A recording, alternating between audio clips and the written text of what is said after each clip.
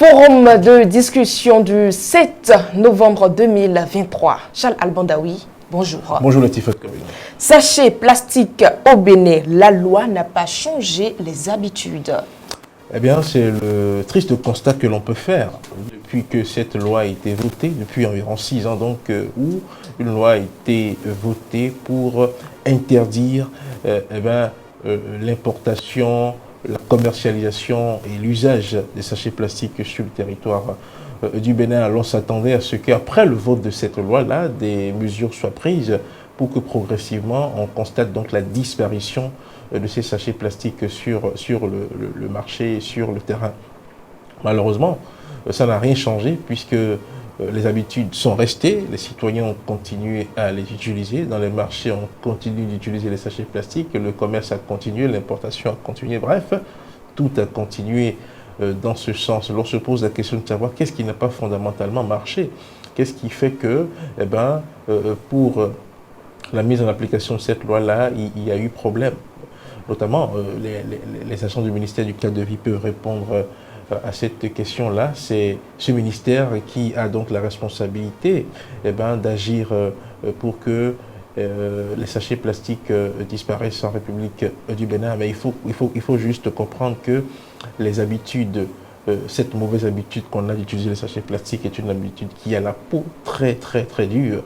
Au début, juste après le vote de la loi, il y a un moratoire qui avait été donné aux gens pour se corriger, pour se réajuster. Par la suite, il y a eu ce qu'on a appelé les sachets oxo-biodégradables. Mais on a constaté par la suite qu'en réalité, ce n'était pas au contact, même ce n'était pas véritablement des sachets biodégradables. C'était juste les anciens sachets qu'on a essayé de reconditionner et dont on a changé les couleurs. Puisqu'on a constaté que les sachets noirs ont disparu pendant un temps et il y avait une multitude de sachets en couleur sur le marché, et ces sachets-là on écrivait là-dessus des sachets oxo-biodégradables pour dire qu'ils sont plus biodégradables que les anciens. Or, c'était tout simplement du leurre. À l'arrivée, on a vu que c'était tout simplement du leurre, et progressivement, les sachets noirs sont revenus. Il y a eu une tentative de commercialisation des sachets biodégradables qui ont été amenés, mais il faut dire que le coût de ces sachets-là était tel que personne n'a pu supporter leur achat. Donc ce n'était pas économiquement, viable.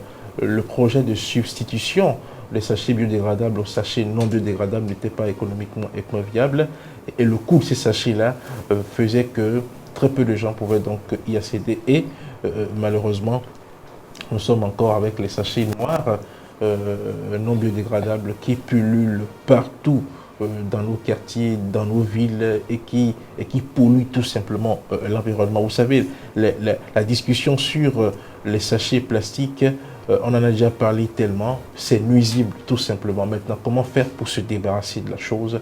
C'est là le vrai problème qui se pose. Les autorités, on ne dira pas qu'elles n'ont rien fait. Non, il y a des actions qui ont été menées, mais vous savez aussi que derrière les sachets plastiques, là, ce sont des intérêts économiques qui sont derrière. Il y en a qui gagnent beaucoup d'argent en vendant donc ces sachets-là. Donc des lobbies sont créés ça et là pour faire donc de la résistance. Alors Charles Albandaoui, peut-on espérer avoir un jour sans sachet plastique au Bénin? Bon, vous savez, je crains que ça soit un vœu pieux.